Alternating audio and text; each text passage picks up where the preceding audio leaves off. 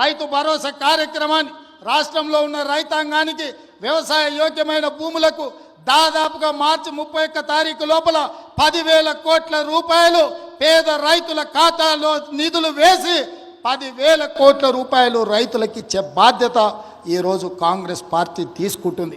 అదేవిధంగా ఇందిరమ్మ ఆత్మీయ భరోసా భూమి లేని నిరుపేదలకు ప్రతి పేదవాడి కుటుంబానికి సంవత్సరానికి 12,000, మొదటి విడతగా దాదాపుగా 10 లక్షల కుటుంబాలకు 6,000 చొప్పున మార్చి 31 తారీఖు లోపల మీ ఖాతాలో వేసే బాధ్యత ఈరోజు ఈ ప్రభుత్వం తీసుకుంటుంది. దాదాపుగా 70 లక్షల మంది రైతులకు కొడంగల్ శాసనసభ నియోజకవర్గం చంద్రవంచ నుంచి ఈరోజు ఆ కార్యక్రమాన్ని ప్రారంభించుకున్నాం.